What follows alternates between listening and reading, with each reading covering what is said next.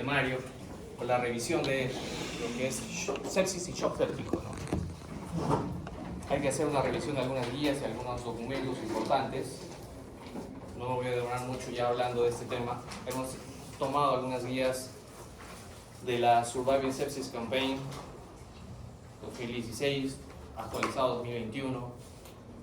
Hemos revisado las guías de IETSI 2018, las más actuales para nuestro medio. Hay algunas guías también que se han tomado como referencia, pero las más importantes, y esta guía también importante sobre la definición, sobre el consenso en cuanto a la definición, el tercer consenso en cuanto a la definición que vamos a ver ahora. Es importante tener actualizado las definiciones, los conceptos para poder entender este tema. En una segunda secuencia, en una segunda clase se hablará de los tipos de shock, pero aquí es importante tener en cuenta el manejo y les pido por favor mucha atención. ¿Listo? Yo sé que algunos ya están más familiarizados con el tema, otros no tanto, y lo vamos a enfocar desde el punto de vista de terapéutica. Como sabemos, hay un Día Internacional de la Sepsis, ¿no? Que es el 13 de septiembre, que se celebra cada año. Partiendo de aquí, hay 27 a 30 millones de personas que presentan sepsis, ¿no? Al año. Y de estos 30 millones, entre 7 a 9 millones fallecen. Uno muere por cada 3.5 segundos. Es increíble todo el gasto de los sistemas de salud en cuanto a lo que es el tratamiento, el diagnóstico, la terapia rehabilitadora, y muchas de estas personas quedan con algún cierto grado de discapacidad si logran sobrevivir a la sepsis o al shock séptico. Entonces es importante tener en cuenta algunas cosas. Tienen que algunos afrontar la vida con algún tipo de discapacidad, y nuestro país lamentablemente no puede sostener, no puede de alguna forma dar cobertura en salud a todos los pacientes que han sobrevivido a la sepsis y tienen algún grado de discapacidad. Listo, para recordarlo, estamos cerca de la fecha de celebración, así que es importante, va a coincidir de repente cerca al examen, así que para que no se olviden, una semana antes. El tema de la definición ha variado a lo largo de los años, antes de este siglo y en este siglo sobre todo.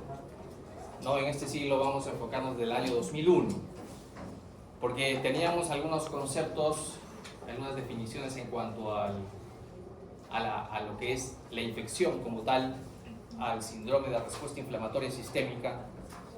Después se pasó a sepsis, sepsis severa, shock séptico, y ahora con el tercer consenso de la definición, en cuanto al año 2001, por ejemplo, se daba mucha énfasis a lo que era la inflamación como tal, no tanto a la infección, a la sepsis, a una respuesta de disfunción orgánica, a una respuesta desregulada, desmedida. De lo que se trata justamente es de diagnosticar, de hacer un tamizaje adecuado y que no se nos escape ningún paciente que esté desarrollando una sepsis. De eso se trata, porque llegar a una sepsis, un shock séptico, con una elevada mortalidad, discapacidad, es lo que queremos evitar. Entonces, siempre ha habido este tema de confusión. Como sabemos, los conceptos, las definiciones, como hablamos de otros temas, siempre han estado en discusión. Si uno varía, influye con el otro, como ya sabrán, se habrán dado cuenta. Un concepto varía, implica cambios en otros conceptos. Entonces, para el 2001 todavía había un poco la confusión en cuanto a la definición, porque se tomaba mucho el criterio SIRS, el síndrome de respuesta inflamatoria sistémica, a pesar que para ese momento se veían algunos trabajos que decían que tenía muy baja sensibilidad y especificidad, ¿no? Como sabemos, pacientes que se diagnosticaban de sepsis y otros que no, entonces se dejaban pasar pacientes con diagnósticos que deberían tener y desarrollaban sepsis y llegaban a la muerte. Justamente la discrepancia era entre la incidencia de nuevos casos y el grado de mortalidad. El término de sepsis severa también entró en discusión porque era redundante. Hablar de sepsis ya tiene de por sí implica un estado de severidad, de gravedad.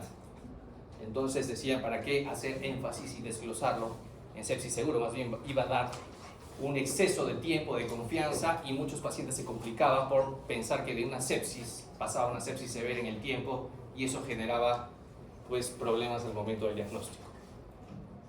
Entonces, si se hablaba de un tema de infección, ¿no?, con una alteración fisiológica, patológica, bioquímica, que implicaba finalmente una sepsis, la incidencia en cuanto al envejecimiento de la población, la pirámide poblacional, como sabemos, hay mayor envejecimiento, y esto implica mayores comorbilidades, mucho más pacientes con grandes comorbilidades, y esto llevaba a aumento de la mortalidad y una enfermedad crítica a nivel mundial. Entonces, como les dije, la discapacidad y la mortalidad, la morbimortalidad es alta, pero ha sido mucho más alta, y por eso los criterios, las definiciones se han tenido que revisar. Bien, en el año 91, hacia el año 2001, no había pasado mucho tiempo, pero justamente en estos años es donde ha habido más cambios, ¿no? Es donde ha habido más discusiones de médicos, sobre todo médicos intensivistas, ¿no?, que es donde llegaban estos pacientes, donde la mortalidad en nuestro medio es 50-50, en otros países quizás está por encima de 50, el que puedan sobrevivir, pero una diferencia muy, muy pequeña.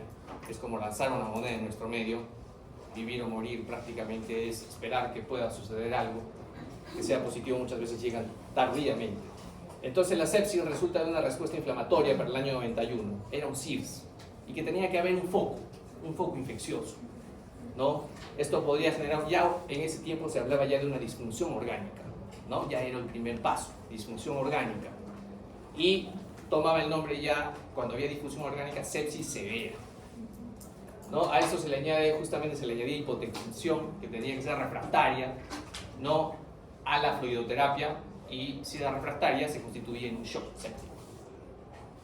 Entonces, muchos de los médicos que se habían reunido hasta el año 91 creían que este SIRS, como tenía baja sensibilidad y especificidad para el tamizaje de pacientes, no era muy útil. Entonces, en el 2001 se siguieron discutiendo sobre los temas, hubieron reuniones para definir estos criterios diagnósticos, ¿no? Lamentablemente no había mucha evidencia para cambiar los conceptos hasta ese entonces. Pero 19 expertos, a raíz de estos años, ¿no?, se reunieron sobre todo en el año 2014 al 2015, representados por estos doctores, ¿no?, que hay que tener en cuenta, que fueron los que dieron la iniciativa y fueron los representantes de la Sociedad Europea de Medicina Intensiva y de la Sociedad de Medicina de Cuidados Críticos. Llegaron a reunirse, a hacer algunos estudios, recopilar la información que se tenía, y bueno, en el año 2001, de lo que se tenía, que había una respuesta multifacética en lo que se llamaba sepsis, ¿no?, en que tenía que haber un foco infeccioso, más 2 o más criterios de SIRS, ¿no?, tenía una pobre validez discriminativa y una pobre validez concurrente. Esto cambió en el año 2016, por eso el año 2016 es muy importante tenerlo en cuenta, en el que ya se habla de una disfunción orgánica, no solamente como se hablaba en el año 91, ¿no?, en el que se afectaban algunos órganos, ¿no?, cerebro, sistema nervioso central, función renal, ¿no?, sino que ya también se hablaba de una respuesta desregulada, y ahí está el término agregado e innovador. Había una respuesta que, si no se lograba controlar en cierto punto en el tiempo, nos daba una respuesta desregulada de la infección. Existe una activación temprana justamente de mediadores pro-inflamatorios, así como antiinflamatorios, que dañan los propios órganos, con alteraciones a todo nivel, ¿no?, justamente hablando de disfunción orgánica, a nivel cardiovascular, neuronal, hormonal, metabólica, a nivel de la coagulación, ¿no? Y esto daba justamente una disfunción orgánica que no solamente se relaciona a muerte celular. ¿Listo? Y eso vamos a hablar desde el punto de vista de algunos marcadores, hablando de disfunción celular. Ahora bien, si bien hay muchas guías europeas, británicas, esta guía es importante. Salud ha hecho un buen trabajo en el sentido de hacer un consolidado de estas revisiones y ha obtenido lo mejor de algunas y lo más actualizado posible. Este es del 2017, 2 años después. Ya había, y hay la polémica hasta ahora, pero ya se ha ido aclarando, cuál es el score cuando hablamos de sepsis, para hacer el diagnóstico, ¿cuál es el score? El mejor score, el que tiene mayor sensibilidad o especificidad y el que es de utilidad práctica. Entonces se comparó Quitzofa versus Sears. El tema de la discusión siempre ha sido a lo largo de los años, ¿cuál es mejor? Los antiguos defendían Sears. A partir del 2016, Quitzofa era el score a seguir, era el favorito. Y las guías del 2016 de Surviving Sepsis Campaign avalaba y garantizaba que tenía una alta sensibilidad y especificidad con este score. Entonces se comparó Sears versus Quitzofa. Quitzofa, hay que recordar, como ya sabemos, que solamente emplea criterios clínicos, no laboratoriales. Entonces lo que queríamos es hacer un diagnóstico oportuno, precoz, rápido. Entonces comparábamos Sears, que tenía la desventaja que algunos tenían criterios laboratoriales, como vemos aquí. Tenía que verse la temperatura menor o mayor a 38 grados, mayor a 38, menor a 36, frecuencia cardíaca mayor a 90, frecuencia respiratoria mayor a 20, la presión parcial de CO2 menor a 32, leucopenia o leucocitosis con un mayor a 10% de células inmaduras, con un puntaje mayor a 2. ¿No? Se consideraba como que un paciente tenía un síndrome de respuesta inflamatoria sistémica, asociado a un foco, antiguamente se llamaba sepsis. Pero el Quitzofa era un score que solamente evaluaba frecuencia cardíaca, estado de conciencia y la presión arterial mayor o igual a 5, la sistólica. Entonces, ¿cuál era la recomendación? Se habló de puntos de corte. Si los puntos de corte, de acuerdo a la evaluación del paciente, eran mayor o menor a 2, porque ambos tenían el punto de corte 2, ¿no? Durante la evaluación inicial de los pacientes de la sospecha de sepsis, se sugería usar el Quitzofa con un punto de corte mayor o igual a 2. De igual forma, el Sears, mayor o igual a 2. El problema era si es que teníamos el puntaje mayor o igual a 2 en ambos y teníamos una alta sospecha clínica, ¿no? Porque el juicio clínico es muy importante por sobre a veces las guías, como su nombre lo dice. El criterio y el juicio clínico prima al final, la sospecha clínica, factores de riesgo, hacer un consolidado de todo. Entonces, si teníamos mayor o igual a 2 en ambos scores y teníamos sospecha clínica, bueno, pues podríamos hacer el diagnóstico de sepsis y empezar el tratamiento. ¿Listo? El problema surge cuando los puntajes son menores a 2 en ambos scores, ¿no? O sea, Quitzofa menor a 2 o Quitzofa menor a 2. Entonces aquí había que evaluar algunos factores de riesgo, como les dije, y el juicio clínico debería primar. Por eso las guías hay que tomarlas con cuidado, no son protocolos como algunos creen. Una droga en tal tiempo, en tal dosis, en tal momento se repite, no. La guía, la última guía, lamentablemente a algunos ha decepcionado, la última guía del 2021, porque habla de forma muy general, ya no tanto como la del 2016. Y recuerden, las guías son secuenciales. La guía del 2021 toma, evidentemente, como si ya lo hubieran ustedes leído las anteriores, al menos la 2016. Entonces, si bien ha habido algunos cambios, no han sido sustanciales. Ha hecho énfasis en algunas, porque asume que ustedes ya las conocen. Por eso estamos haciendo un resumen de, sobre todo, las dos, además de otras. Entonces, teníamos que ver si teníamos algunos factores de riesgo que se resumen en la tabla siguiente, ¿no? Mayores de 75 años, personas frágiles, personas que tenían algún grado de inmunosupresión, personas tratadas por cáncer, quimioterapia, disfunción inmune, que están tomando corticoides, personas que están tomando fármacos inmunosupresoras, sometidos a cirugías o procedimientos invasivos en las últimas 6 semanas, personas con algún daño, alguna lesión externa, física, quemaduras, infecciones de piel, sustancias por vía intramuscular, personas que abusaron de las drogas, personas que tenían un catéter, un dispositivo venoso central o periférico, personas que estaban hospitalizadas y gestantes que tuvieron algún embarazo o tuvieron aborto en las últimas 6 semanas, ¿no? Y tuvieran algún riesgo de desarrollar sepsis. Bien, entonces, si yo tengo scores menor a 2 en ambos, Sears o Quitzofa, hay que reevaluar. Hay que reevaluar. No se nos puede escapar el paciente, no porque tenga menor de 2, decimos este paciente no está en sepsis. ¿No? Cuidado, si yo tengo una sospecha, el paciente lo veo en mal estado general, llega a mí deshidratado, hay sospecha de algún foco, y por más que vea los scores bajos, cuidado, reevaluar. ¿Listo? Hay que ver las manifestaciones clínicas, no todos son manifestaciones típicas, hay algunos que tienen atípicas. ¿Listo? Cuando yo tengo la disponibilidad de tomar algunos exámenes, lo haré, pero hay algunas cosas que hay que primar, como ya vamos a ver en las guías, sobre todo del 2021. Si puedo hacer, tomaré gases arteriales, electrolitos, lactato, glucosa, ¿no? Hemograma, urea, creatinina, ver la posibilidad de falla o disfunción orgánica. De todos estos va dirigido, ¿no? Coagulación, tipo de protrombina, hidrobinas, ver la función hepática, examen completo de orina, la radiografía de tórax. Si yo tengo los scores mayor o igual a 2 en ambos y sospecha de sepsis de un foco, pues está claro el diagnóstico, sepsis, y se da tratamiento. Como ya saben, este es el score, evalúa 6 parámetros, tiene sus puntajes, eso ya lo hemos revisado anteriormente, ustedes ya lo conocen. Tenemos un puntaje mayor o igual a 2, Whitson. Entonces, este resumen simplemente de la fisiopatología de la sepsis no ha cambiado mucho.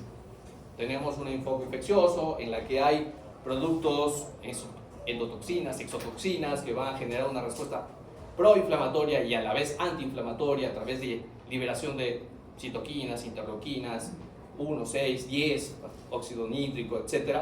Va a haber justamente el punto clave, la disfunción endotelial. Ya hablamos de enfermedad renal, que también es un punto clave la disfunción endotelial, acá también, sobre todo, porque sabemos que en todas las enfermedades, cuando hay falla orgánica o disfunción orgánica, hay un daño endotelial que se manifiesta a través del trastorno de la coagulación con trombos, adhesión celular, hipoxia celular, apoptosis, hay cambios en el tono vascular y esto me va a dar una disfunción orgánica que se va a manifestar justamente en los criterios, ¿no? Alteración de la conciencia, alteración de la saturación con el PAFI, la alteración de la coagulación, la diuresis, ¿no? que disminuye a veces 0.5 kilohora, acidosis metabólica, aumento del lactato, disfunción intestinal, ¿no? En general pueden afectarse varios órganos de forma desregulada.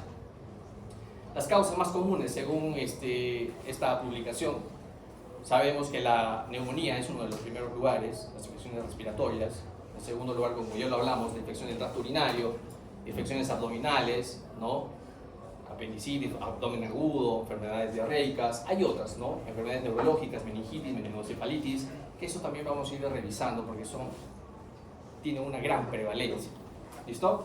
Bien, esto no es nada nuevo para las guías, factores del patógeno, que van a depender del patógeno, factores del huésped, y que esto me va a dar finalmente una respuesta dependiendo del sexo, la genética, la edad, la raza, las comorbilidades, me va a dar finalmente sepsis. Hay algunas cosas que se pueden modificar, otras no. Infección, respuesta regulada hasta cierto punto, pero ya cuando es desregulada más una disfunción orgánica, sepsis. No se olviden, muchas veces se pregunta cuál es la definición. Considera la disfunción orgánica en pacientes con infección y que obviamente que tengan infecciones específicas con una disfunción orgánica sin respuesta desregulada en algunos casos. Este SOFA, SOFA, para que no se olviden y no lo olviden en la evaluación de falla orgánica relacionada a sepsis, ya deben haberlo visto algunos. ¿Listo? El score mayor o igual a 2, mortalidad del 10%.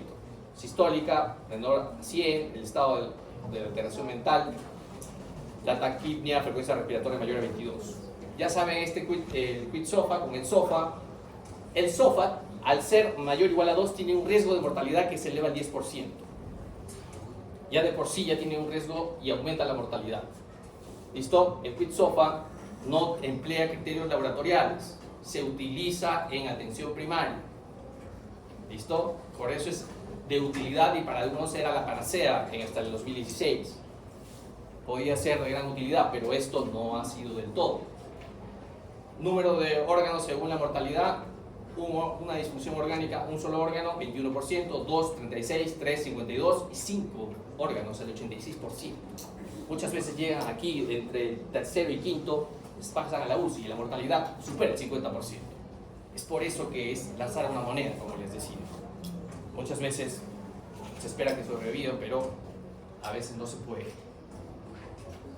Entonces, hablar de shock como tal, ya sabemos que es un estado de hipoperfusión tisular en el que las guías enfatizan algunos conceptos que hay que tener en cuenta. ¿Listo?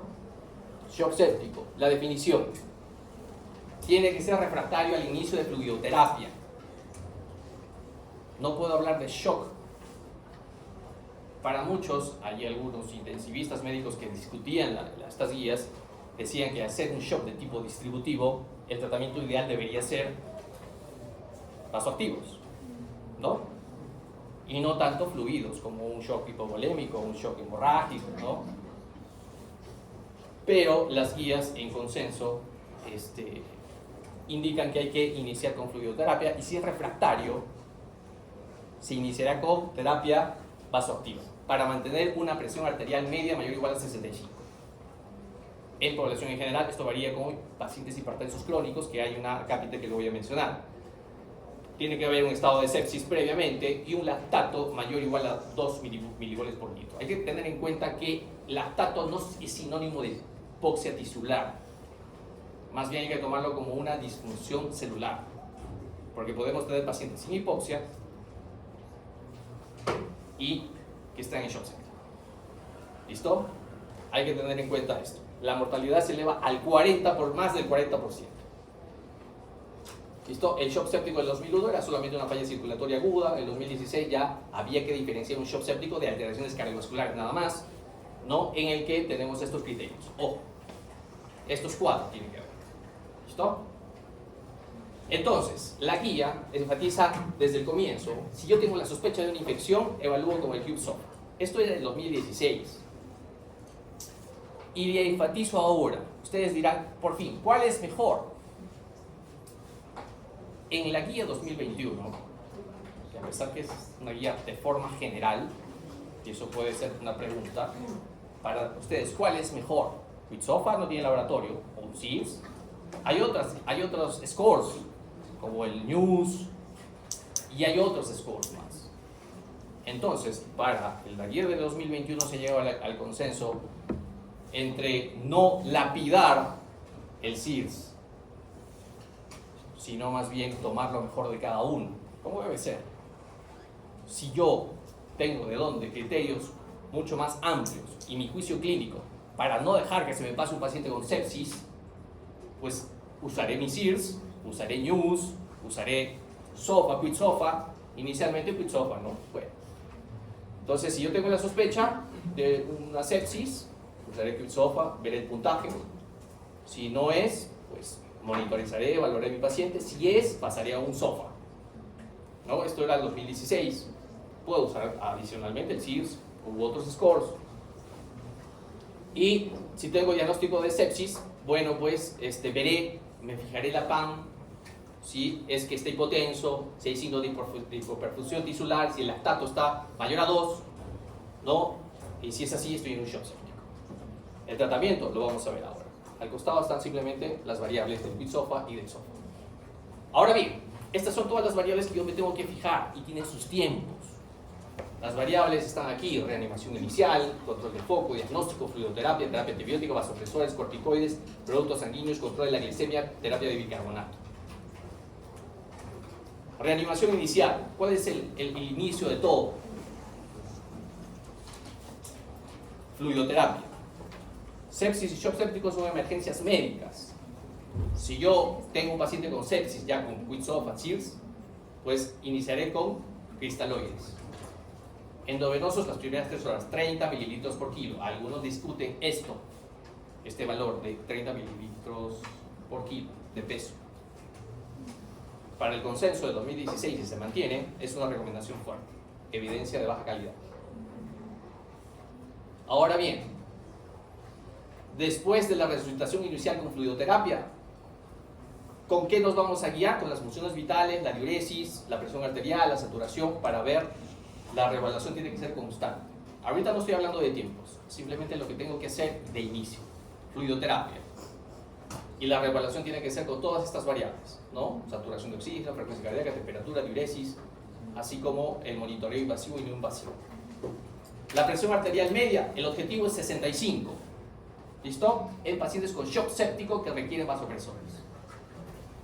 Guiar la reanimación para normalizar el lactato, sí, se busca. Algunos dicen lactato, ¿por qué? ¿Es el mejor parámetro para guiar el tratamiento o no? Eso lo vamos a ver. Hasta ese momento se consideraban niveles elevados como marcador de hipoperfusión tisular. Sí, lactato, entre más alto, mayor morbimortalidad o mortalidad. Eso está claro. Algunos discreparán que es por hipoxia tisular, ¿por qué? Si no se presenta, no. Al menos tiene la relación directa, proporcional, que a mayor lactato, mayor mortalidad. Entonces, en pacientes con sospecha o certeza de sepsis, es útil el lactato sérico para diferenciar un paciente o identificar un paciente con peor pronóstico de sepsis, ¿o no? Entonces, hay que ver las tasas de mortalidad hospitalaria. Como les dije, se relaciona directamente con la elevación. En algunos trabajos, en esta revisión sistemática de IETSI, no se encontró un punto de corte, como lo menciona la guía, netamente como 2, ¿no? Entonces, en este caso, los pacientes con sepsis con un lactato mayor o igual a 2 tienen mayor riesgo de mortalidad. ¿Listo? Y debe pasar a monitoreo constante. ¿Dónde? Cuidados intensivos. Pacientes con sepsis que requieren vasopresor para mantener una PAN mayor o igual a 65 y un lactato mayor o igual a 2 serán catalogados como sepsis, como ya mencionamos en el concepto y lo mantiene IETSI. Diagnóstico. En el diagnóstico, antes de iniciar la terapia antibiótica, los cultivos. Set de cultivos. 2 hemocultivos al menos. Y otros, sea urocultivos, si hay sospecha de un foco urinario, ¿no? Tomaremos otros cultivos de accesos periféricos, un catéter central, punta de catéter, si lo tuviese, lo tomaremos también. Los cultivos de la rutina incluyen al menos 2 series. ¿Se pueden repetir estas 2 series? Sí. Entre más cultivos, muchos dicen, entre más tome 2 sets al menos, elevo la probabilidad, porque lamentablemente los cultivos tienen una baja, positividad en el resultado. No pasa del 15-20% en algunas series. La terapia antibiótica. Para algunos dicen, ¿cuándo empezar la terapia antibiótica? Dentro de la primera hora. Si tengo la evaluación rápida, oportuna, muchos de estos pacientes ya llegaron transitados, algún tiempo pasaron de repente de un hospital a otro, estuvieron en su casa, no se fueron a atender. La terapia tiene que ser inmediata. Eso es lo que ha ido cambiando en las guías. Se hablaba de 3 horas, 6 horas, después se cambió a 1 hora. Y en sí es apenas podamos iniciar el tratamiento antibiótico. Tomamos los cultivos e iniciamos tratamiento antibiótico para sepsis como para shock séptico. Es una recomendación fuerte y una evidencia de calidad moderada y de grado aplicable a ambas condiciones. ¿Listo? La terapia empírica podemos, dependiendo, eso hace énfasis en las guías del 2021. Ya hemos hablado de eso en neumonías, por ejemplo. ¿En qué casos dar tratamientos, sean bacterias multidrogo resistentes o que no lo son? ¿No? Asocio multidrogo resistentes 2 antibióticos, al menos. ¿Listo? Con 1 más antibióticos. ¿Listo? Esto ha cambiado, por ejemplo, se ha hecho énfasis, por ejemplo, cuando voy a dar cobertura, además de bacteriana, fúngica o viral. Los antifúngicos se van a dar o se van a considerar en estados de inmunosupresión con neutropenia, con fiebre persistente y que han pasado al menos 4 a 7 días de terapia antibiótica y no hay una buena respuesta. La terapia antibiótica empírica debe reducirse desescaladamente, como ya hemos hablado en neumonía, por ejemplo, dependiendo de los cultivos, la identificación y la sensibilidad mediante un antibiótico, ¿no? Declaraciones de mejores prácticas. La duración, esto también ha cambiado. En 2016 se hablaba de una duración promedio de 7 a 10 días, adecuadas para infecciones más graves asociadas a sepsis y shock séptico. Recomendación débil, baja calidad. Ha cambiado. La guía 2021 me habla de periodos o cursos mucho más cortos que 7 a 10. Por ejemplo, infecciones urinarias 5 días, antes era 10, de larga duración, y se ha visto que la respuesta es similar, es igual. Entonces, los cursos cortos es lo que se está en varios trabajos, miren, hasta 3 días en algún estudio para lo que es neumonía. Bacteriemias, 5 o 7 días, infecciones intraabdominales, 5 días en algunos estudios, 8 infecciones urinarias, 5. ¿Listo? Y de acá muchas guías van a copiar, van a tomar lo mejor de cada guía y las guías para lo que es infecciones urinarias, por ejemplo de la ITSA, seguramente se van a alinear con esta. Cursos cortos.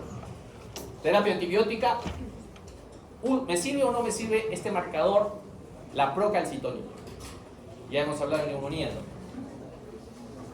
Las guías hacen énfasis en que no debe ser un marcador que me indique cuándo iniciar tratamiento. Más bien, sí cuándo suspender, dependiendo de los valores basales y que yo vea en la evolución del paciente. Solamente eso. ¿Listo? No para inicio. Entonces, acá en algunos se ha visto, en cuanto a la sospecha o certeza de sepsis, ¿cuál es el momento más beneficioso para iniciar terapia empírica antibiótica? Como les dije, entre más demoremos, se eleva por cada hora la mortalidad. Se dice antes de la primera hora, es apenas tengamos la posibilidad de hacerlo. ¿Listo? ¿Cuál es el momento? Deberá ser al menos 2 cultivos previamente o un cultivo de otros focos posibles o probables, ¿no? Y esto no debe retrasar la terapia antibiótica. Si no tomo cultivos, lamentablemente, y no tengo disponibilidad, inicio antibiótico. Deberá cubrir agentes o bacterias o dependiendo del foco, ¿no? Y dependiendo también si son bacterias multilogo resistentes. Control de foco. Acá también en la guía 2021 en relación a 2026 dice hay que gestionar el control del foco, controlar el foco. Si el paciente tiene un absceso, una sospecha de absceso abdominal, un abdomen agudo quirúrgico, un catéter infectado, hay que retirarlo, hay que darle drenar el absceso, hay que operarlo inmediatamente. No prolongar, como algunos cirujanos me dicen, no, hay que primero estabilizarlo. Sí, se estabiliza pero se opera. Esa es una cuestión que discutimos con los quirúrgicos. El paciente está chocado, no está chocado, hay que primero estabilíceme, que venga con buena presión, que no tenga signo de hipoperfusión. O sea, eso busca. No, si no el paciente va a morir, como muchas veces ha pasado. Así que eso hay que evitar. Entonces la intervención tiene que ser pronta. Se ha establecido una rápida eliminación justamente de los dispositivos de acceso intravascular. Eso es importante. La fluidoterapia. ¿Cuáles son los mejores fluidos a dar? Eso es importante. No dar almidones de hidroxietilo. ¿Listo? Hay que dar fluidos de tipo, por ejemplo, la albúmina se puede dar, los cristaloides, pero hay cristaloides balanceados, como ya vamos a ver. Se han hecho algunas revisiones sistemáticas para ver cuál es el mejor fluido a administrar, ¿no? Y se ha visto que no hay tanta diferencia, por ejemplo, en los fluidos tipo solución salina, con otros fluidos tipo cristaloides balanceados, gelatinas o albúminas. Solo ellos hay una respuesta similar. Los demás no son de utilidad. Y acá, esto no lo dice la guía, esto lo he obtenido para ver justamente soluciones balanceadas como por ejemplo el Plasmalite, que son bastante fisiológicas en cuanto a su composición de electrolitos, por ejemplo, de osmolaridad. Se asemeja mucho al medio fisiológico, ¿no? Miren el sodio comparando con el cloruro de sodio 154 del 9 por 1000, ¿no? 140 para el Plasmalite, igual la osmolaridad, igual el potasio. Eso se busca, que sean soluciones balanceadas. Pero en sí, a pesar que queremos darle tipo Plasmalite, en el resultado final no hay tanta diferencia. Sí hay alguna diferencia, y eso sí, en pacientes que tienen un grado de injuria renal aguda o enfermedad renal crónica, que se prefiere el lactato de rinde para evitar la acidosis metabólica hiperclorémica. También se habló que tiene y aumenta la mortalidad. ¿Listo? En el resultado final a 30 días. ¿Listo? Entonces acá tenemos algunos gelatinas que no son de uso, no se deberían usar. Más bien sí la albúmina, sí se puede utilizar, algunas gelatinas. Pero hay algunas, almidones, ¿no? Que no se deberían utilizar, más las que están especificadas en la guía, como resultado. En pacientes con sospecha o certeza de sepsis, ¿cuál es el mejor fluido? ¿No? A la dosis de 30 miligramos por kilo. Esto hay que iniciar y darlo dentro de las 3 horas, pero desde el punto de vista de evaluación de la respuesta. No voy a esperar 3 horas a que el paciente vea si tengo una respuesta a los fluidos. No. Simplemente no debo demorar en pasar toda esta dosis de líquido, que más o menos si es un paciente de 60-70 kilos, será pues alrededor de 2 litros, ¿no? Pero si yo veo una evolución desfavorable y no hay una respuesta a fluidos, tengo que pasar al siguiente paso, ¿no? evaluar siempre las funciones vitales, como ya hemos dicho, y vasoactivos. Ese es el siguiente paso. ¿Cuál? ¿Qué vasoactivo? Noradrenalina. Noradrenalina. ¿Y por qué? Porque la noradrenalina en varios estudios ha demostrado tener menos efectos adversos de tipo arritmias, tipo fibrilación auricular, ventriculares. ¿Listo? En relación a otros vasoactivos, por ejemplo, epinefrina, dopamina, dobutamina. ¿No? Empezamos con una dosis de 0.2 a 1.3 microgramos kilo minuto, ¿no? Esto hay que prepararlo en infusión, ¿no? Y cuando tengo dosis altas de norepinefrina y no hay un control, llegar al objetivo de la PAN mayor o igual a 65, que supere el 65, pues pasaré a vasopresina. En algunas guías americanas prefieren iniciar con vasopresina y no epinefrina. En algunas guías, revisiones hablan de pasar a epinefrina y después vasopresina. Bueno, nos basamos en guías americanas, nosotros mantenemos la idea de continuar con vasopresina. ¿Listo? Hasta 0.03 unidades minuto. Y luego, si no hay una respuesta a esto, a dosis altas, elevadas, ¿no? 3.3 microgramos kilo minuto, cercano a ello, en ambos vasoactivos pasaremos al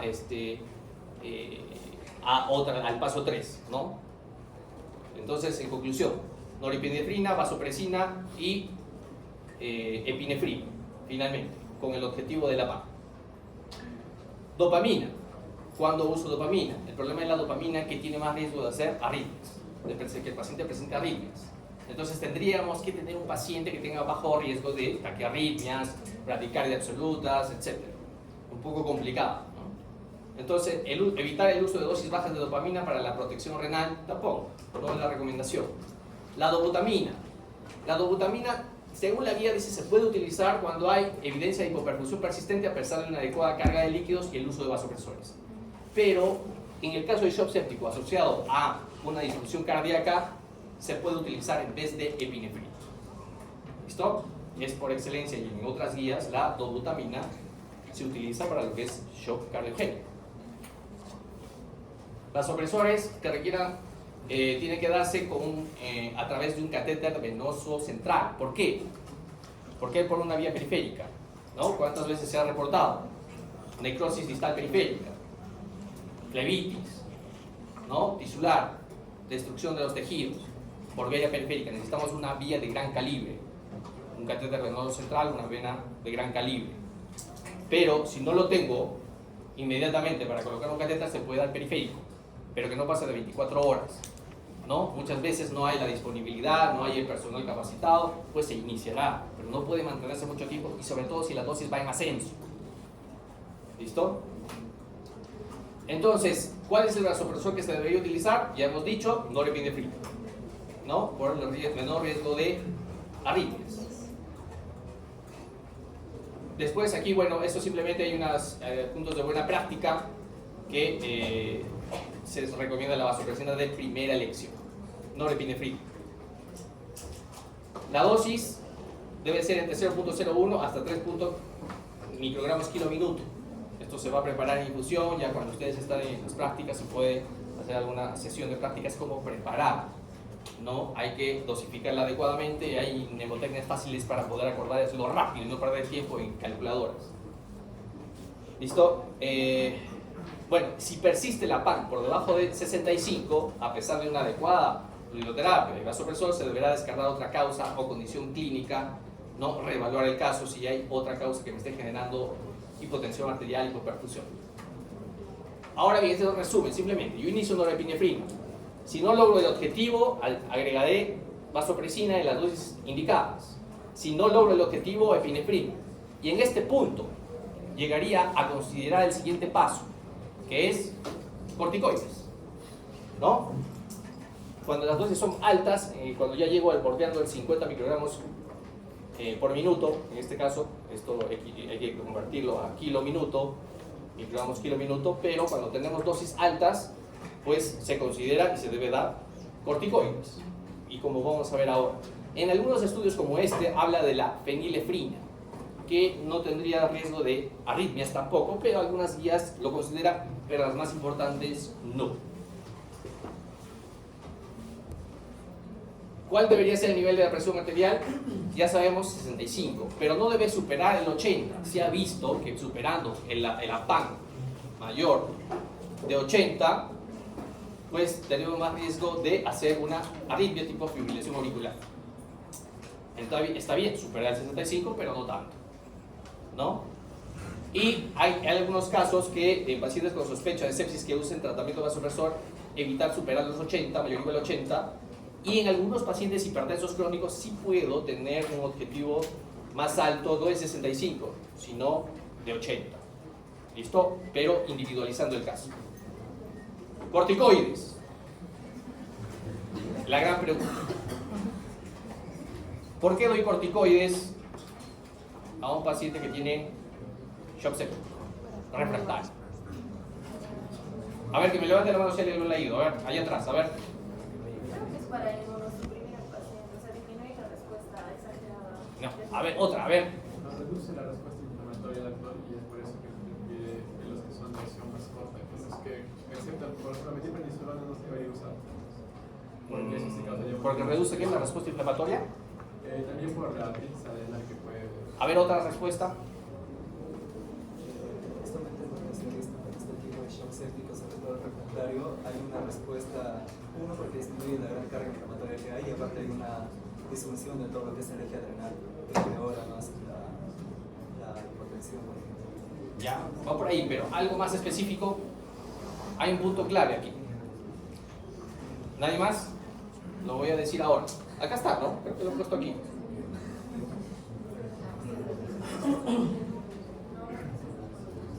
Bueno, ¿cuándo debo usarlo primero? Se lo voy a decir ahora.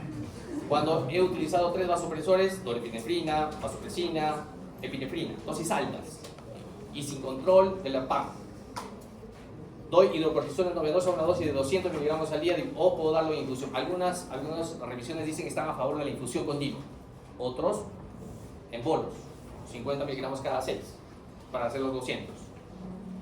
Y iniciar cuando están en dosis altas, ¿no? Más de 25 miligramos kilo minuto.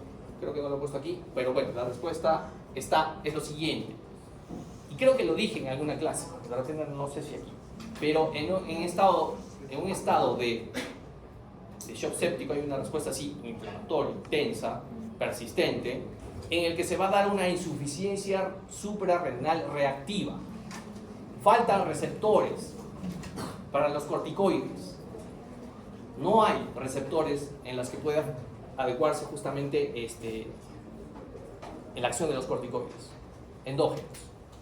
No lo hay. Entonces al dar hidrocortisona, de alguna forma, y haciendo un control de la presión arterial, vamos a tratar de sobreexpresar los receptores. No sé, me parece que lo había puesto acá. Pero es cierto, por la respuesta desregulada, persistente, inflamatoria, intensa, pero es una insuficiencia suprarrenal reactiva. ¿Listo? Y es por eso que se da corticoides en estas dosis. ¿Cuándo voy a transfundir de sangre? Cuando la hemoglobina esté por debajo de 7. ¿Sí? Hay que descartar otras causas, ¿no? Hemorragias, hipoxemias, transfusión de glóbulos rojos. Hay que darlo cuando disminuye. Estas las guías de la Sociedad Americana de Hematología, similar. Hay que transfundirlo cuando baja por debajo de 7. Transfusión plaquetaria cuando son menor de 10.000 por milímetro cúbico en ausencia de sangrado o menor a 20.000 si tiene riesgo de sangrado. Se recomienda plaquetas un conteo mayor de 50.000 para sangrado activo en caso de cirugía, procedimientos invasivos. ¿Listo? Esto también hace fácil en la guía dependiendo el estado del paciente. Glucosa. ¿Cuándo voy a tratar la glucosa? ¿Cuándo voy a tratar la hiperglicemia? No hablo de pacientes diabéticos. Los pacientes de ese tipo hacen hiperglicemias mucho de estos, ¿no? Justamente. ¿No? Cuando tengo que tener 2 niveles consecutivos de glucosa que superen 180 miligramos por decilitro. Y el control es a disminuir por debajo de ese nivel. ¿Listo? No 110, como en algunas revisiones, sino 180. Los valores de glucosa tienen que ser monitorizados. Si doy insulina en infusión, monitoreo 1 a 2 horas hasta que los valores de glucosa y la velocidad de infusión de la insulina sean estables y luego cada 4 horas. ¿Listo? Esto se maneja sobre todo en la UCI, insulina en infusión, ¿no? 100 mililitros de cloruro de solución salina en 100, con 100 unidades, y lo voy a pasar en 0.1, 0.14, ¿no? La dosis de kilo minuto. 0.14 por kilo, ¿listo? Entonces, esto es el control y la terapia de bicarbonato. ¿Cuándo voy a dar bicarbonato? Ahí hay algunas guías que hacen las diferencias, por ejemplo, las guías de cetoacidosis diabética, ¿no? Que hay que darlo con bicarbonatos solamente cuando el bicarbonato, el pH esté menor de 6.9, ¿no? En este caso, esta guía hace énfasis que no puedo dar tratamiento con bicarbonato si no hay un descenso por debajo de 7.15 en pH. ¿Listo? Cuidado, no siempre. Otras guías es mucho más bajo, pero otras guías similares concuerdan más o menos 7.1, 7.15. ¿Listo? Y esto obviamente con la intención de mejorar la hemodinamia y reducir los requerimientos de vasopresores. Se ha visto que hay una buena respuesta. Ventilación mecánica. A quienes les gusta esta parte de ventilación, ¿no? Cuando intubar, secuencia rápida de intubación, cánula de alto flujo, índice de ROX. Para ver si hay fracaso o no fracaso en la intubación y ventilación mecánica, podemos todavía ser conservadores y darle una chance antes de ventilarlo.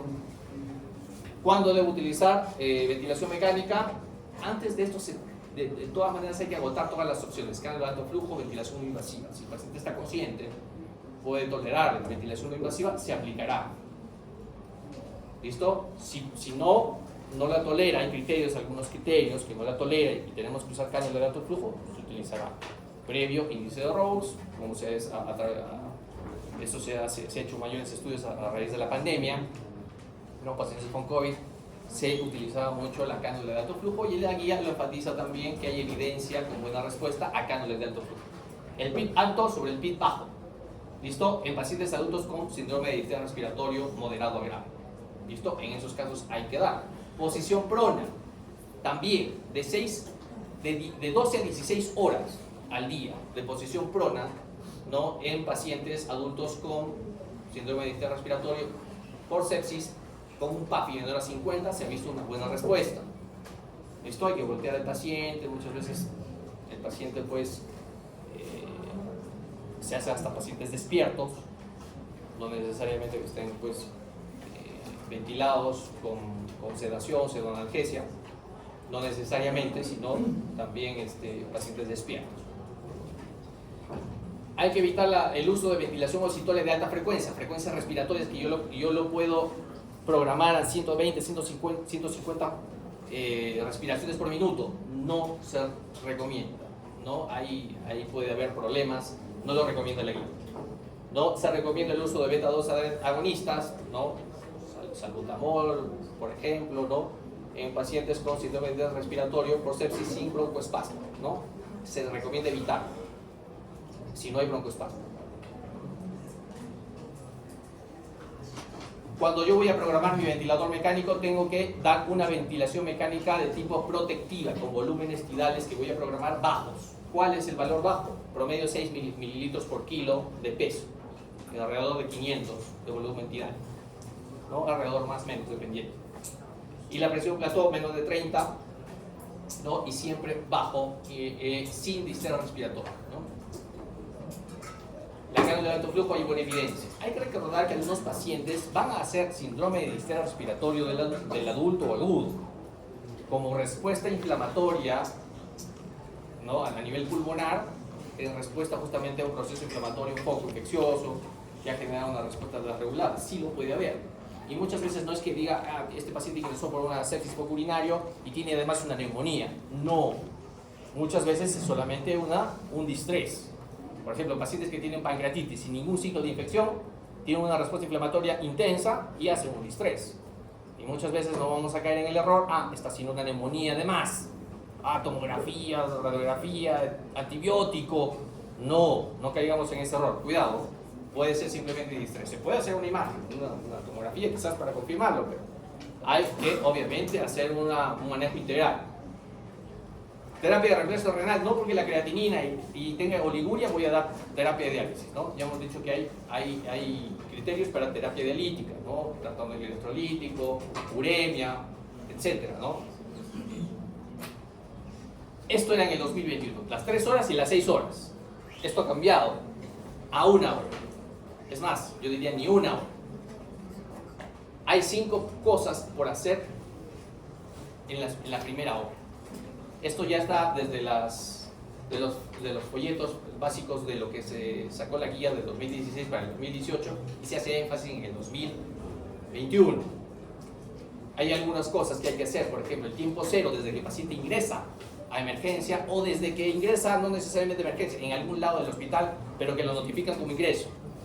Medir el lactato y remedir el lactato. Obtener cultivos, ¿no? Previo a la administración de antibióticos. Administrar antibióticos de alto espectro dependiendo. La guía no me dice ponle tal antibiótico, ponlo tal. Por eso hay algunas guías, si es una neumonía, si es una infección urinaria, si es una pielonefritis, es una sepsis foco urinario, pues se dará el tipo de antibiótico. La guía no lo dice. Empezar los cristaloides, como dijimos, 30 mililitros por kilo para hipotensión o lactato mayor a 4. Aplicar vasopresores, ¿no? Si no hay respuesta a los fluidos. Y estos son los actualizados del 2018 que se toman en el 2021, ¿no? Estos 5 pasos, estos 5, mejor dicho, 5 acciones. Salud. Ha despertado a todos. El lactato, hemocultivos, antibióticos, cristaloides y vasopresores para mantener una PA mayor o igual a 65. La IETSI solamente habla de lo mismo. Quitsofa, sospecha de sepsis. Pero si no tengo la sospecha de sepsis, uso el SIRS. Entonces, que quede claro, ¿cuál de los dos es mejor? Utilizamos los que pueda utilizar para que no se me escape ningún paciente. Y de acuerdo a eso, hago el tamizaje, como ya hemos visto, antibiótico, lo mismo que dice la guía, fluidoterapia, noradrenalina, y de aquí si hay respuesta o no, dependiendo si es refractario o no. La primera hora, además, no solamente voy a hacer esos 5 pasos, que son los más importantes, tengo que hacer otras cosas, ¿no? Valorar cátedra venoso central, valorar sonda vesical, si el paciente tengo que manejar, medir adecuadamente la diuresis, ¿no? Hacer una adecuada historia clínica, EKG dependiendo, ¿no? Si es que hace arritmias, si es que tengo que monitorizar al paciente, y en las 6 horas ya tiene que estar en la UCI, antes de las 6 horas. Ese es el mejor lugar para un paciente que ya tiene un shock séptico. En cuidados intensivos, tiene que estar monitorizado. ¿Listo? Y todos los demás, ¿no? La glicemia que ya hemos visto, control del foco. Ahora bien, y para terminar.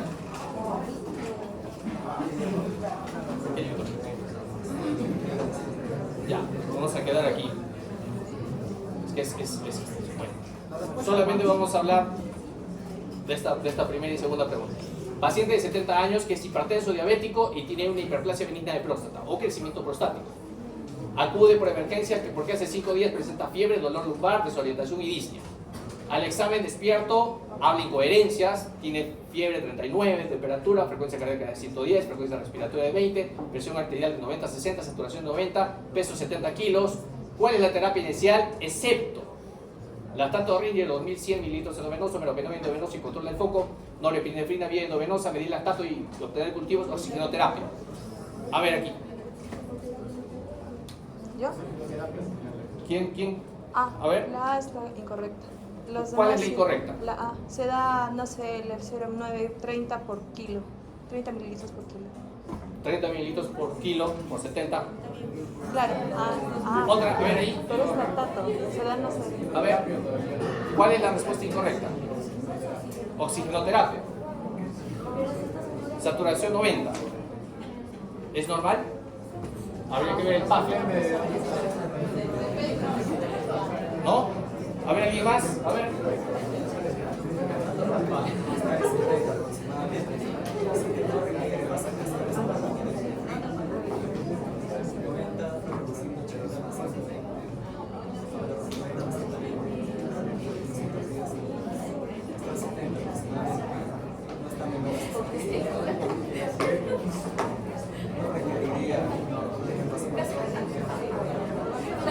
No requeriría un vasopresor. Ya, la PAM según 90-60, pero ¿es una sepsis o no es una sepsis? Es una sepsis, eso está claro. La terapia inicial, según cuál es la respuesta incorrecta. Norepinefrina vía central, no es un shock septic, porque la PAM, y solamente por la PAM. La oxigenoterapia no está. Lactato está acá.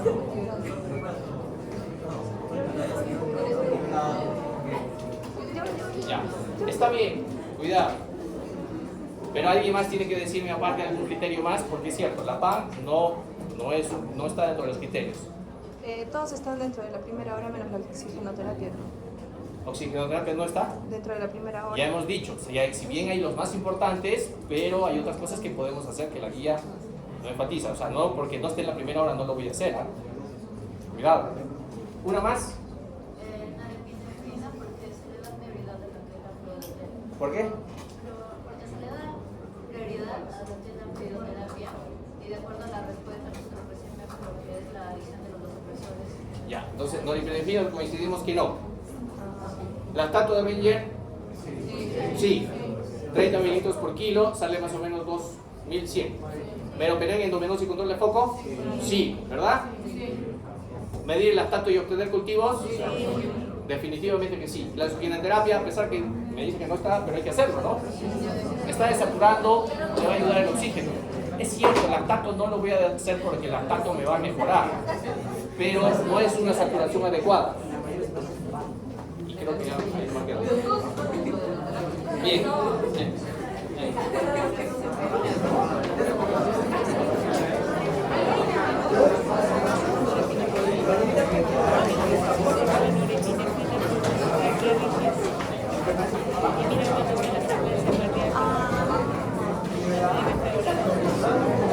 No,